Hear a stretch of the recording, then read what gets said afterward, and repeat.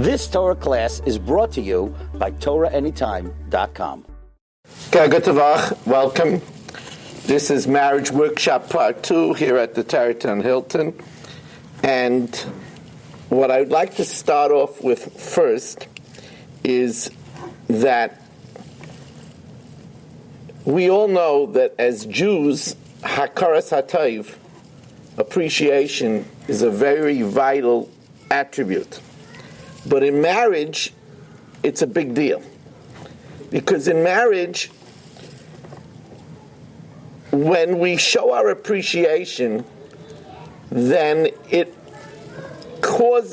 generates our spouse to want to do something more for us. I like to give an example of a husband that's about to celebrate his 10th wedding anniversary. And he's a Rebbe in the yeshiva, and he lives on a very tight budget. Goes into a jewelry store, and he says, look, it's going to be my 10th anniversary, and I want to buy my wife a ring. So the man says, well, what's your budget? So he says, well, the anniversary is in 5 months. I figure that I can skip lunch. I could use it anyway. I'll skip lunch. And you have layaway, right? He says, yeah, we have layaway. So I'll come in every week, and I'll give you, I spend on lunch $3 a day. I'll give you $18 every week, 5 months. So that's, 20 times 18. Figure about, $400 I could spend. So the man looks at him, $400. You're talking cosmetic. So he says right away, no, my wife is a real lady. I have to get her something real. It has to be real. So the man looks and he thinks, and he says, real $400, I can't give you anything in diamond, but we have a small ruby. We have a small ruby. It happens to be flawless. And I could put it in a little white gold band. I think I could get you that for $400. He says, let me see it. He says, oh, she likes red. That's perfect. So every week he comes in with his little brown bag with $18. And all the sales clerks already fell in love with him. This guy is something. By the time it's the week before the anniversary, he comes in and they put it in this beautiful velvet box, and they gift wrapped it, and they put a bow on it, and they're all wishing him a happy anniversary. You must understand that the way his wife reacts to this gift is huge. If when he takes it out and she opens it up, she says, where did you get this from? A Cracker Jack box? He's not missing any meals for her in the future. But if when she opens it up, even if she doesn't like it, she says, wow, what'd you do? Rob a bank. I'm going to ask the rabbi if I have to take it off for Netilas Yadayim. Then he'll miss supper for her. So the way we show our appreciation is a game changer. Now, I want to add that we all have a favorite aunt, favorite uncle. Why is that aunt or uncle special? Because that aunt or uncle says nice things about us. I know he knew you'd be something special. We like that. We like to hear compliments. And in marriage, a compliment is so sweet. Now you have to understand that a compliment also doesn't cost anything. It's not expensive, a compliment, but a compliment given sincerely makes your spouse's day. So why don't we do it? And why is it that the ratio of complaints and criticism to compliments is so much more complaints and criticism than compliments. Why is that? It's really very simple. The reason is because we are motivated to criticize. I'll give you an example.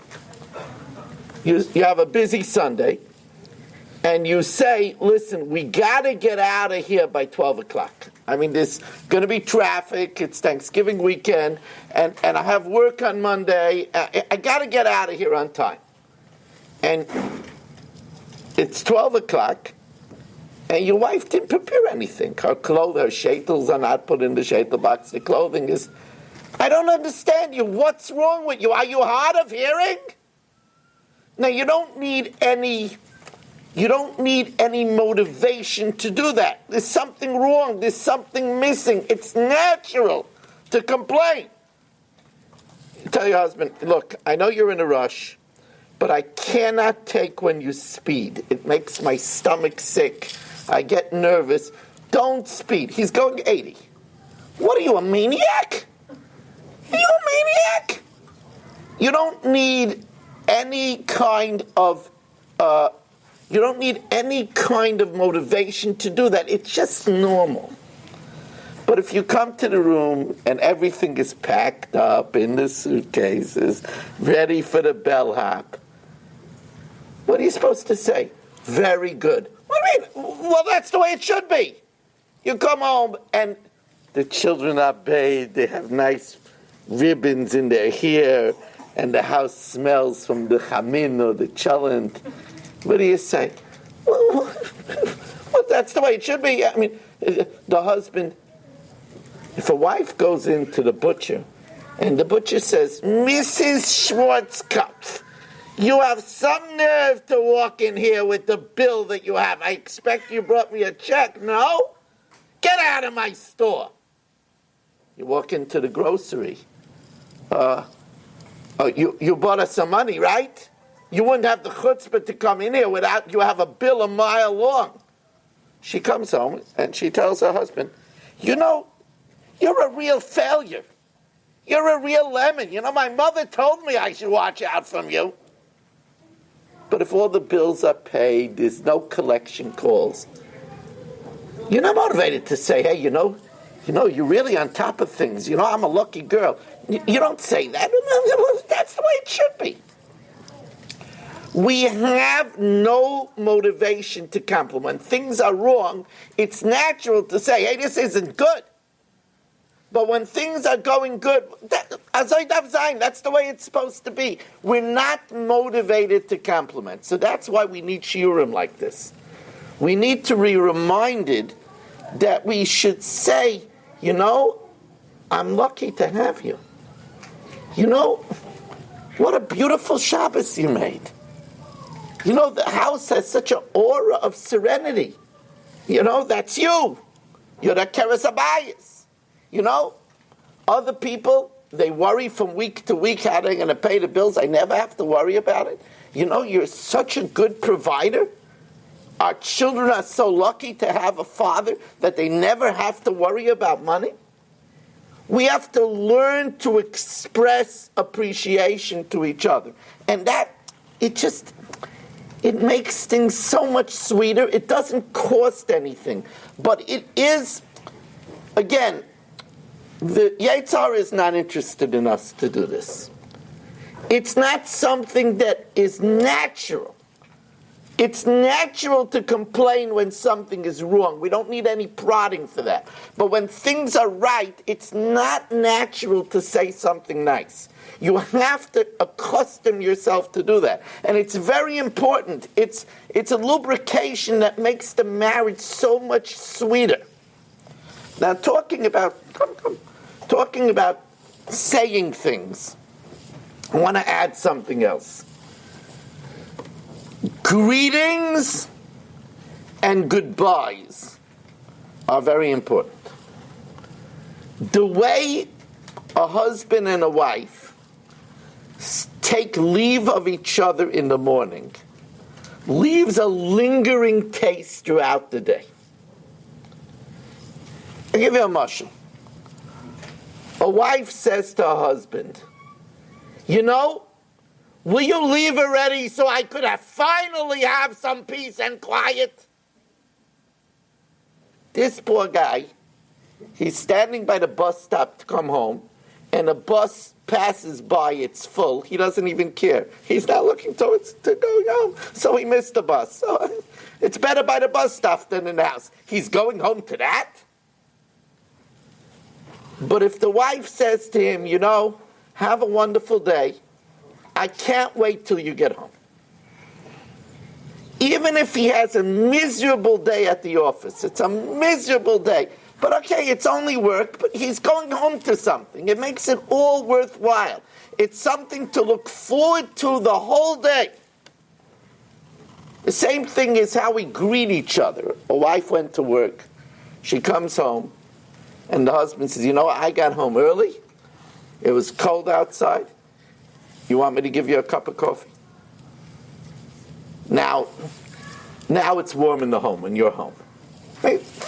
To think, this is not rocket science, but when we look forward to a greeting, when we get home, it makes all the difference in the world.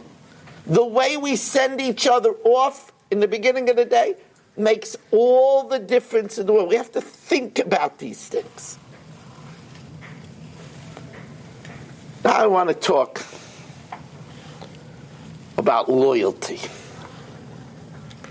Now, loyalty in marriage is very important. We said before the lashon of v'davak be'ishtay.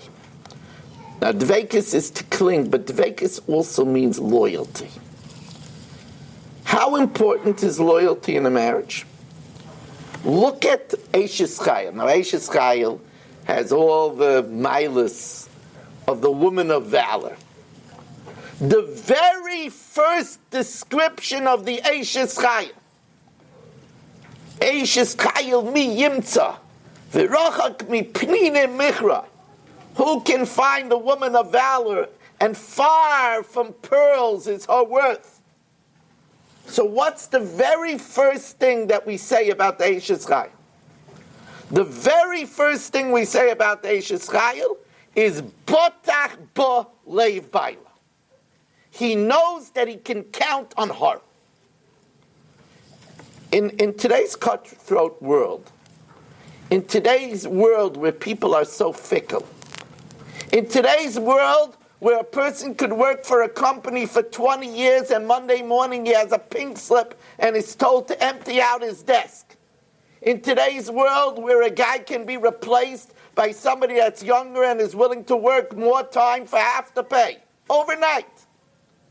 In today's world where if you have a downturn in your money, so then people are not interested to be your friend anymore because they were only fair weather friends.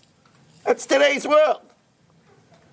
In today's world, Chazal tell us that a husband has to be able to count on one person that he knows always has his back.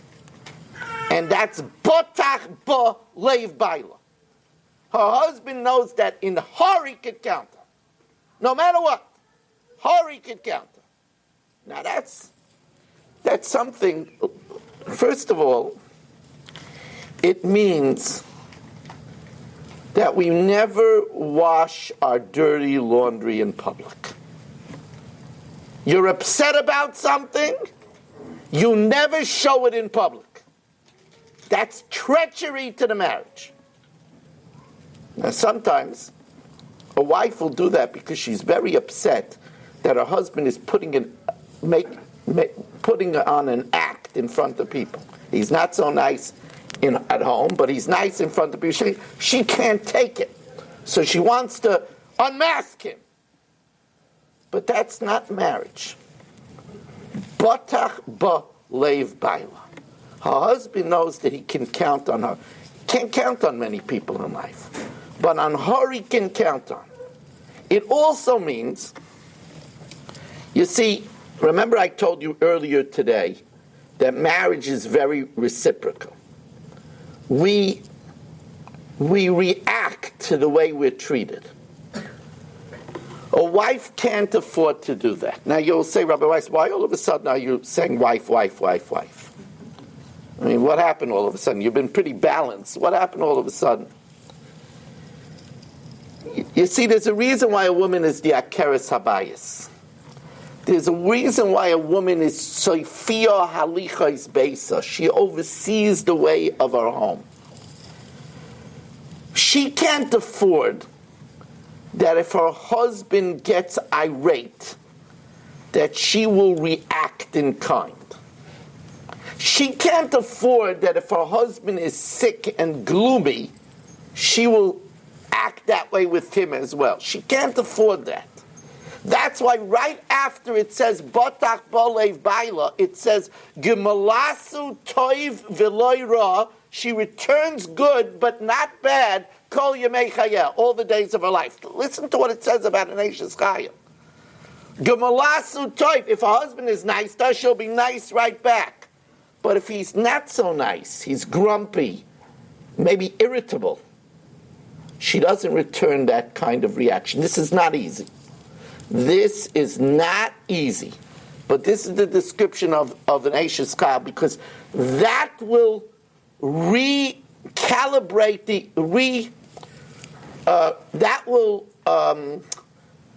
bring back the equilibrium of the marriage if she doesn't fall into the trap of reacting to him the way he's being to her. It's not easy. It's an Eishes Chayah.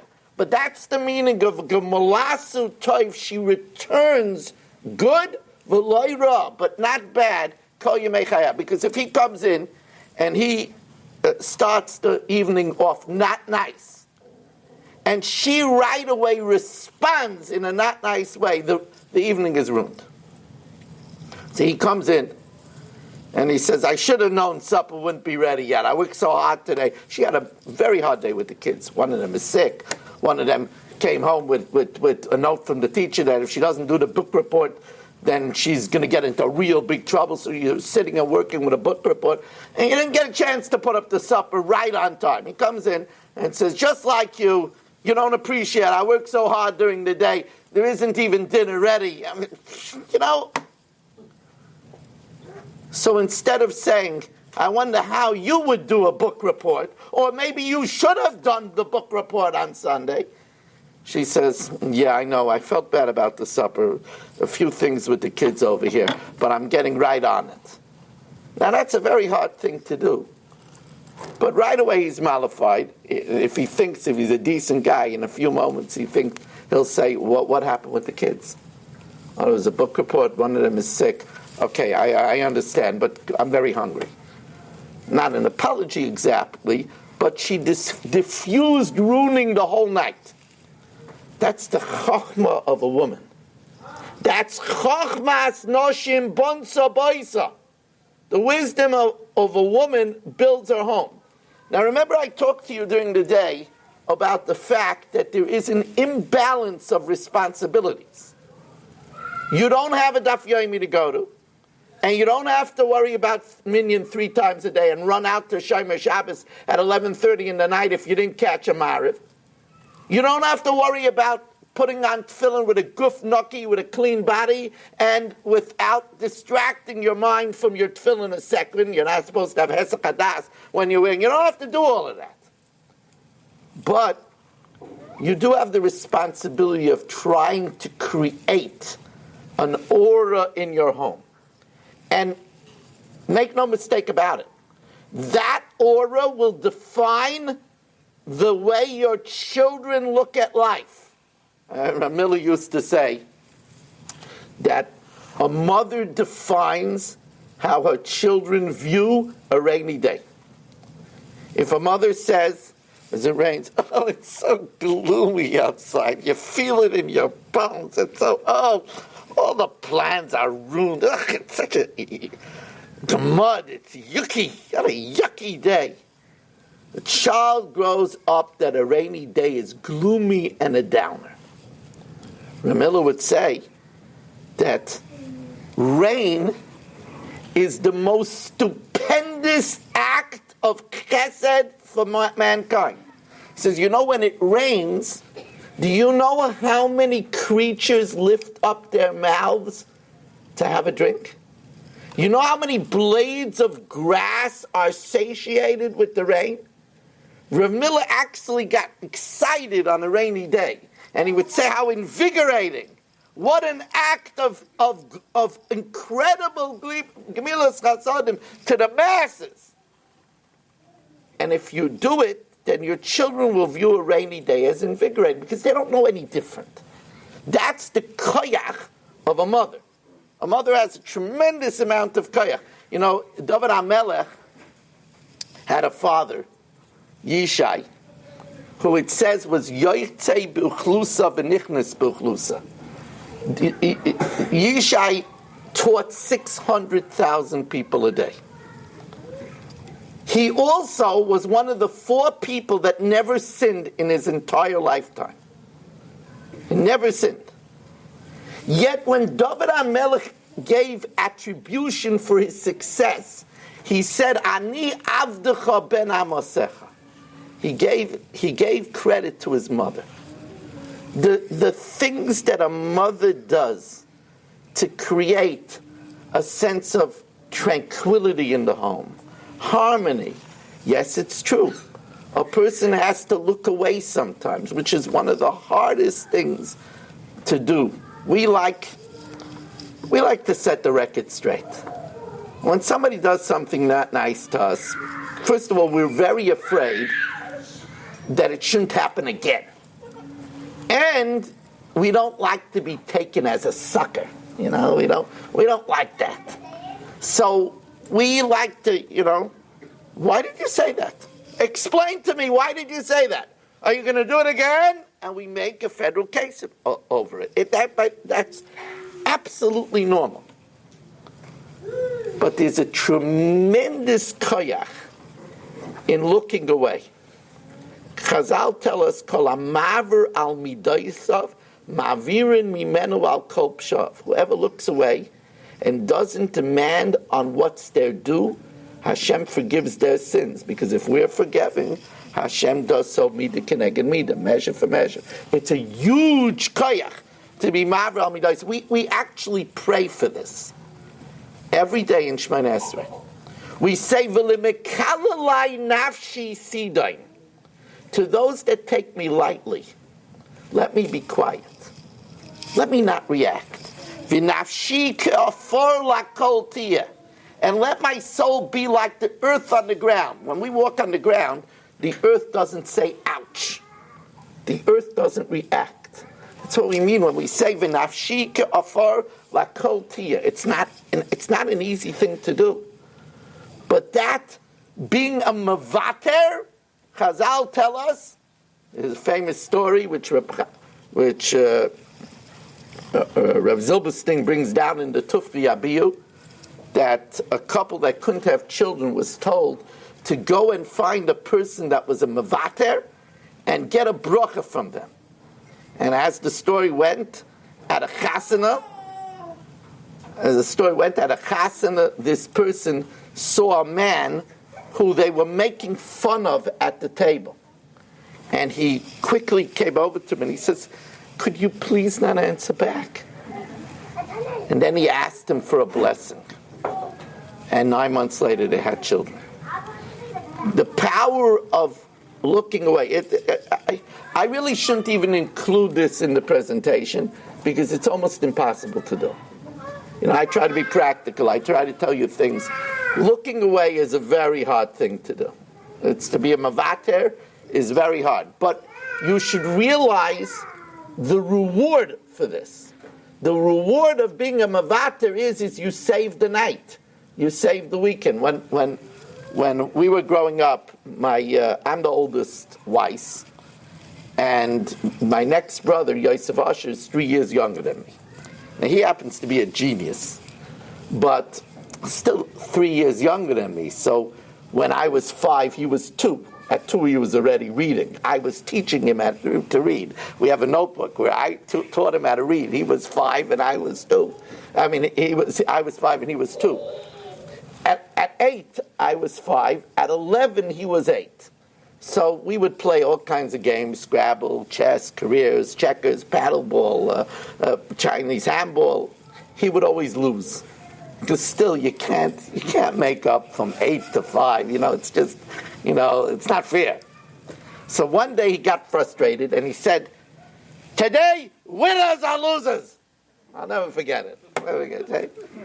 And it stuck with me as a mantra for marriage. Marriage, you have to play with different rules.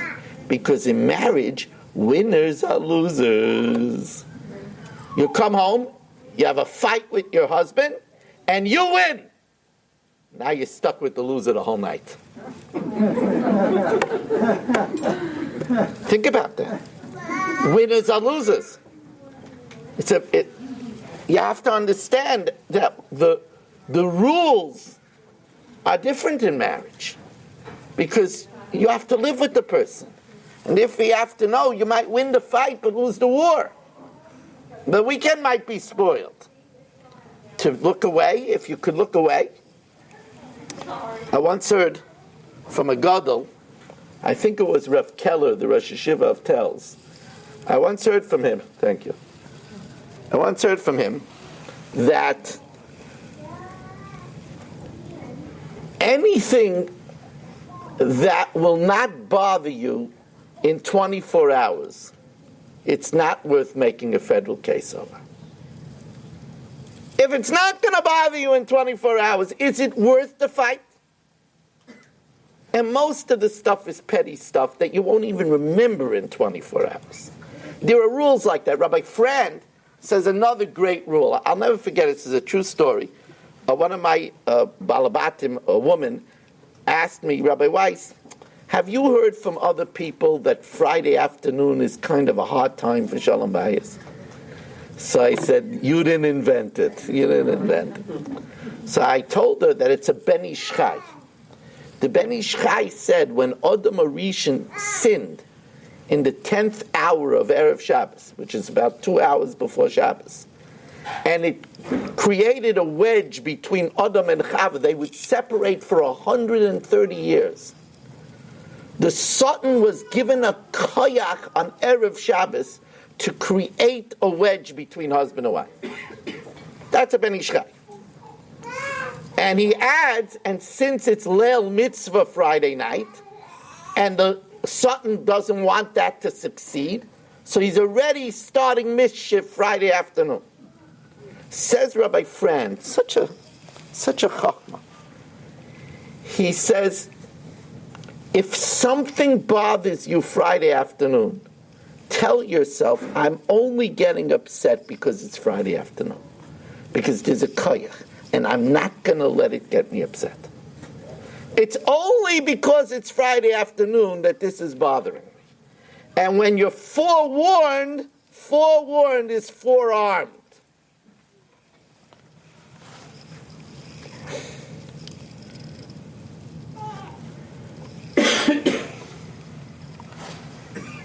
There's so many, the Mesilas Yesharim, when he starts Mesilas Yesharim, he writes in his Akdama that he's not telling any novelties.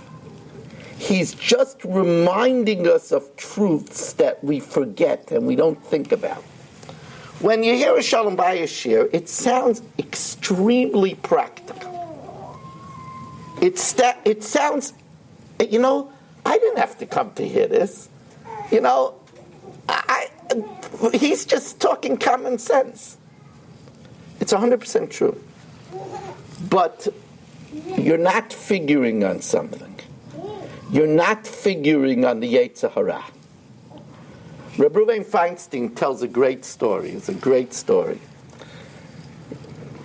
He said, the morning after a wedding, after davening, a chassan knocks on his door of his office, and he says, Rebbe, can I come in and talk with you? Now, of course, when a chassan comes into an office of the Rosh Hashiva right after his wedding, the morning of his wedding, the Rosh Hashiva gets, very nervous. Who knows what happened? So Reb Ruven said he showed some concern, and the chassan smiled, and he says, no, everything's all right, Rebbe. I just had to tell the Rebbe a story. We were chassanim, and the Rebbe gave us a chosen shmuz, to teach us a little bit about marriage. And he said that don't get upset over trivialities. And he gave an example that if your wife squeezes the toothpaste from the middle, don't get upset over that. In the scheme of things, it's not a very terrible thing.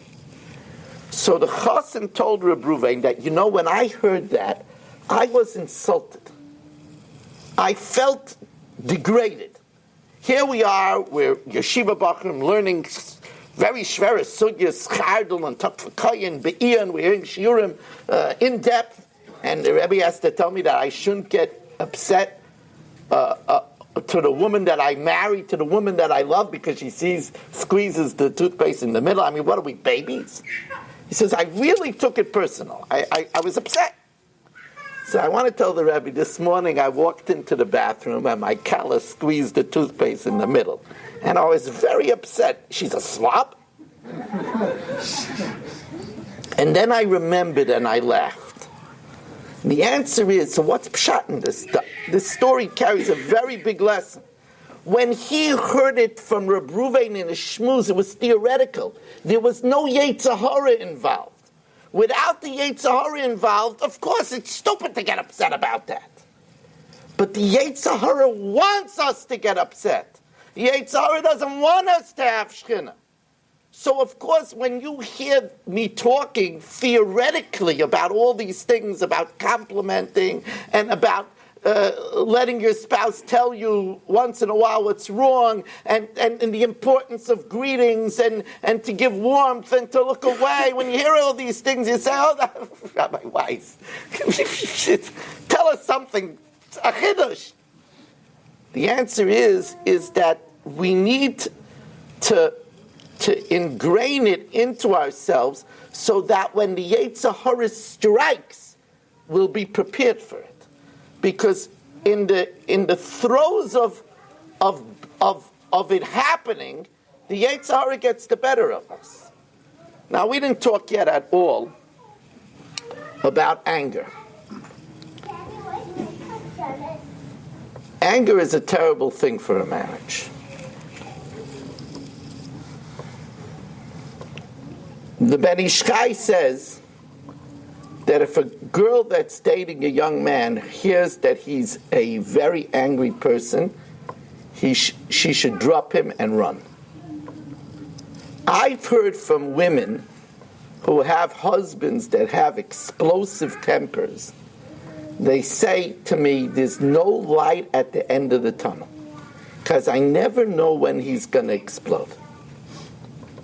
And they tell me, how am I supposed to love a man who treats me that way when he gets angry? A person has to know that if they have an anger problem, you have to know that somebody that has an anger problem doesn't realize it's a problem, because it happens so often that kevan she'avar v'shana nasa lo keheter. When it happens and it happens again, it becomes like it's normal. That's why, by the way, people could walk out of shul not having talked to Hashem for 1 minute the whole morning. They could daven a musaf and not once think during musaf about the korban musaf.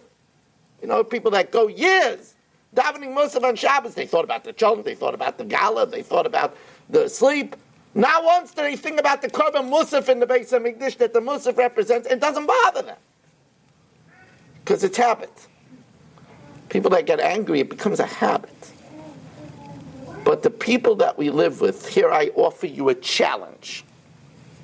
I want you to think about this, to take this home with you. It's a challenge. And really think about this. Ask yourself, what is it like to be married to me? That's a very good question. What is it like to be married to me? Because my husband, my wife is stuck with me. What is it like to be married to me? And how can I change some annoying habits that I have that it could be more pleasant to be married to me. We all have our deficiencies. And most of us know what really rubs our wife or our husband the wrong way. What can I do? I mean, that's the goal, the ambition of such shiurim, is if we could introduce something better, something sweeter. We said that the average of 82,000 couples were to spend only 19 minutes alone a week. And we said it's very hard to create a special union if that's all the time we spend together. What could I do to spend more time together? Now, the key is to know what areas you and your wife both enjoy to do together. Now, if you don't know, so start dating again yourselves. But start dating again. And find out. Maybe both of you like to take a walk alongside the Belt Parkway. Maybe both of you like to shop for antiques. Maybe both of you like to try out a new restaurant. Maybe both of you like to go to a museum or the planetarium, or just drive somewhere that you've never been, or go on a cross-country trip one time. But look at things. This is what makes marriage special. If you're going to spend quality time together, prepare for it. First of all, put the cell phones away. That's not quality time. Put the cell phones away, unless you're a rabbi and you have an active emergency. Even if you work for Hatzalah. I've told Hatzalah, I told Hatzalah workers, if there's enough coverage in your neighborhood, then you have to take a few times where you call into the base and say, listen, I'm off duty. SI, whatever, is off duty. I'm taking my wife out. But that's necessary. And when you do, think, what are we going to talk about? We're not going to talk about what's wrong. That's why couples sometimes that have problems and they go for a vacation, it makes matters worse. Because they spend the vacation talking about all the things that are wrong. That's no fun. So think to yourself, what are we going to talk about? What happy things can we talk about? By the way, one of the great things that a husband and wife can talk about are their children. That's something that they have in common. And the dreams for their children, the plans for their children, their grandchildren if they have grandchildren. Right? Nice thing to talk about is things to do for a vacation. Even when you're going out to eat, you could talk about dreams, talk about plans. But don't talk about problems. That's not going to be a happy evening. That's not going to relax. That's not going to create a united bond.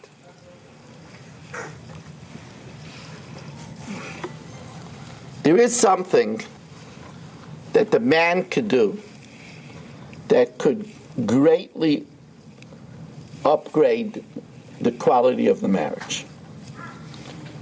Somebody went to the Netziv. There's a Reshiva Volozhin. Now, Rav Naftali Yehuda Berlin, he wrote a famous Pirush on Chumash called the Hamak Dover. He went to the Netziv and he said, my marriage is on the rocks. So the Netziv asked him, how is your learning? How often do you learn a week? So the man got annoyed, and he says, look, I know the Rosh Yeshiva is into learning, and we could talk about this another time, but right now I came to talk to the Rosh Yeshiva about my marriage. So the Netziv was persistent, and he said, how's your learning? He said, oh, look, Rebbe, please, could we talk about my marriage? So the Netziv said, look, when you have learning in the home, you have Shechina in the home. Shechina in the home is what is the goal when you have a husband and wife have shalom. The Torah will help you bring shalom in your home. First of all, a wife that sees her husband learn Torah has more respect for him. She's happy that that's a good role model for her children. Also, when a person learns Torah, the Torah gives a person menschlichkeit. Talmidei Chachamim Ma'abrim Shalom Bayim. To have Torah in the home is vital. But now I want to add something. A wife should try not to tell her husband to learn. Why aren't you learning? You know, you're a very poor example for the children. You know, when I married you, I expected that you learn. No, why are you? You have some time now. Go learn. That's the worst thing for a wife to do. That's the sure way to get your husband not to learn. First of all, I want to tell you something. In yeshiva, the most unpopular person in the yeshiva is the mashgiach. You know why he's unpopular? Because he's telling people what they're doing wrong. Do you want to be unpopular with your husband? A wife should not be a mashgiach. Never be a mashgiach. So, but you're saying so, but how do I get my husband to learn Torah? So it's very interesting. The Gemara asks, Noshim b'mezachyin, how do women merit a schar of Torah in the Olam Haba, in the afterlife? So it says by bringing their children to yeshiva and by waiting up for their husbands when they come home from learning. See, the Gemara never says to tell their husbands to learn.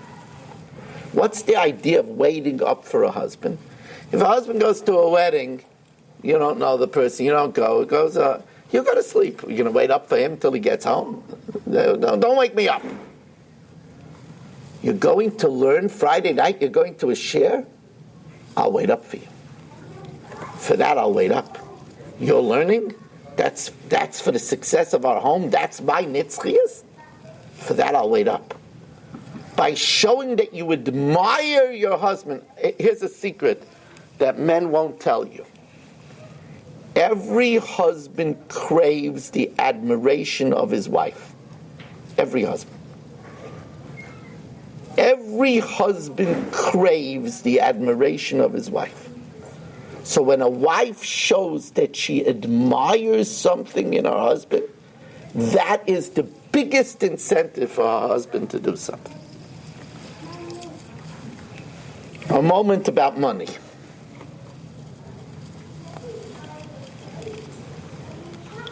If you're going to treat your husband like a cash register, he's going to treat you like a maid. Always remember that. When you're having intimate moments, don't talk about money. That's not a good idea. Another thing. When you give, if you're a traditional home where the husband is really making the money or most of the money, when you give your wife money, if you're a person that benches and says Birchas Hamazon, remember what it says about how Hashem gives us things. Hazon es ha'olam kuloi betuvoi bechein. Hashem supports us with grace. Give money graciously. That's a big thing. Because then Hashem will give us money graciously. Remember, there's a direct correlation to the way we nurture our family, to the way Hashem gives us parnasa. Hashem says, your family is totally on you, and you're totally b'misha amar v'hoya oilam. The way you treat your family, that's the way I treat you. So if every time your wife asks you for money, more? What do you need so much for? You're always asking me for money. So if you're going to be ungracious when you give money, so then the Rebbeinu Shalom will give you the money like it's pulling teeth. Money is a very big thing. And I'll tell you something else. There's something I believe that did not exist ever.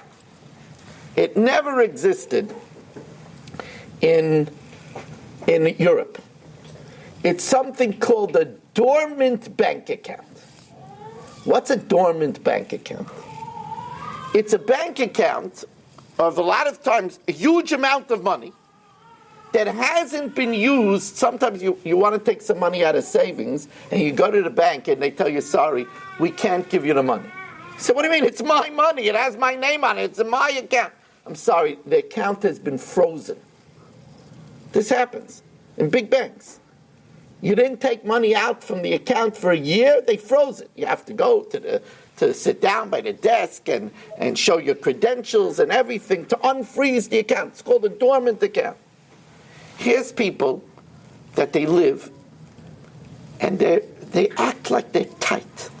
They need the money for a nest egg. They want to become a millionaire. They're up to 820,000, so they're not spending money because they want to hit $1 million. You have to save for a rainy day. Wife says, I really need a new kitchen. This is such an old, decrepit kitchen. My children have nicer kitchens than me. So what do you mean? We grew up, we had a kitchen that wasn't as nice as this. What do you need a new kitchen for? True story. The man never made his wife a kitchen. He died of a heart attack. The second husband got his money, and the second husband, with his money, with the first husband's wife, made the wife a kitchen.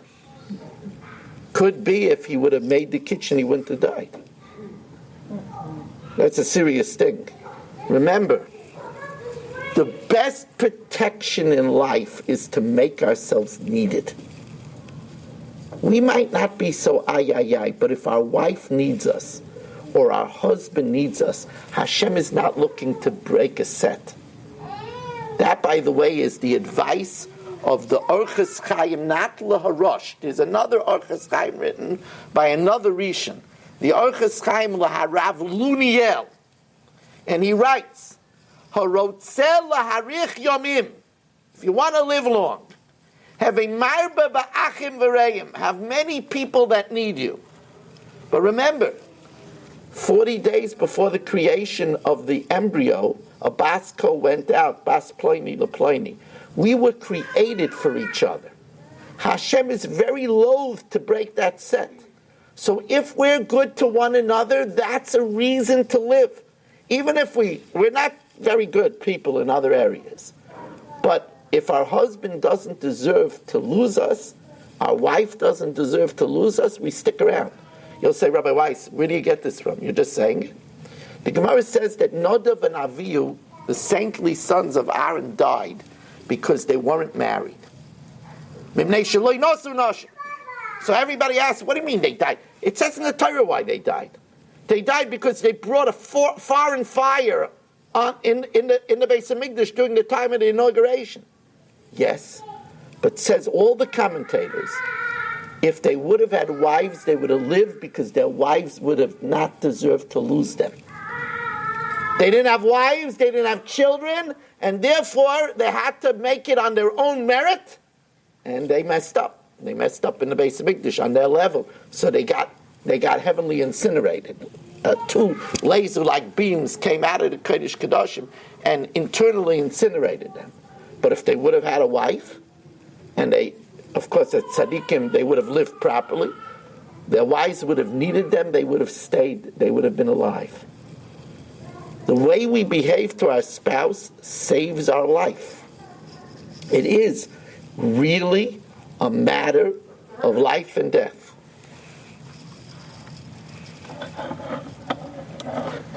You would be amazed that if you took the time to find out what your spouse would like to do, you might find out that you're not spending your time in a way that either of you prefer. What do I mean? Sunday, in a lot of homes, becomes a very messy day. The first part of the day is spent fighting about what to do. The second part of the day is regretting that there's no more time left to do anything. That's a Sunday. I once heard, I believe it was from Rabbi Krohn, that a couple should make a list of 20 things to do. From the laundry, to visiting the parents, to taking a nap, to having a big lox and cream cheese and egg breakfast, to cleaning up the house, to going to the mall, and put it in order of what to do. 1, 2, 3, 4. It's a nice drill, and it gives you an idea of what each other really wants to do. It's a very informative thing to do. Another thing that's a very good drill. Remember we said that what you want, you should give. We would all like our spouses to want to fulfill us, to give us things that we want. What you should do is you should make a list, number it from 1 through 10, and think about 10 things that you could do for your spouse that would make them happy. Now, I'm not talking about making supper and paying the rent or the mortgage. I'm talking about extracurricular things. 10 things. Now, if you can't figure it out, you got to start dating again. But 10 things. And then set out to try to do them. No strings attached. I assure you that it will come back to you. Because that's the nature of marriage. When we do, the problem is when couples stop doing, we all know, chassan and kala, it's magic. Because they're in the giving mode. When we get married, we're in the taking mode. Now one more dynamic before we conclude. Why is it somebody's having trouble at home? And he goes to his rabbi and he says, Rabbi, I have to tell you, I know it's not my fault. I know it's my wife's fault. I'll tell you how I know. I get along with you, Rabbi. I get along with my friends. I get along with everybody at work. It's just her. I'm telling you, she's the one. So now let me take off my Rabbi Weiss hat and put on my hat as mashkiach in the yeshiva. Rav Weiss, the mashkiach. Our mother and father knock on the door, and they say, Rabbi Weiss, we chose this yeshiva, your yeshiva, because we know that you stress midos. We're skating on thin ice over here. Our son is soon going to be in shidduchin age. We don't want to badmouth him, But, we feel we need to tell you this, that when he comes home, he's an aspanim. He doesn't talk nice to us. So I said, I'll see what I could do. Yankel is one of the best boys in the Beis Medrash. I call Yankel into my office and say, Yankel, how are you? Baruch Hashem, Rebbe. How's the learning? Great. I had teretz for the Rebbe's kasha today. How are you getting along with the chavrusas? Oh, Rebbe, I got great chavrusas. Better than ever. Things are banging along. Yaakov, how are things at home? So Yaakov isn't one of the best boys in the Beis Medrash for nothing. All of a sudden he looks at me, he says, Rebbe, did my parents speak to you? We had a chat. He said, Rebbe, let me cut to the chase, Rebbe. It's my parents. I know. I get along with you, Rebbe. I get along with my Rebbeim. I get along with my Chavruzas. It's them! What's going on over here? It's the same dynamic. And I explain this to people. It's the same dynamic. You see, we are good where we have to be good. If the husband acts like a meshuggah at work and says, "Well, who did this?" No, tell him get lost. Goodbye. We don't need a crazy man at the office. If the husband with his friend, they're going outside and he says, "What did you say to me?" The friend will take calmly his phone out and delete him from his contacts. The only place where we could get away with it is at home. Because what's the wife going to do? Change the locks? What's she going to do? Tell her friends that she married a lemon? She's stuck with him. He knows it. She knows it. They can get away with murder. It's the same thing with the boy in the yeshiva. If he acts crazy with the chavrusa shafts history. If he acts crazy, the Rebbe is going to send him home. He's going to be suspended. The only place he could get away with it is with his parents. What are they going to do? They're going to throw him out of his own home? You have to remember this dynamic.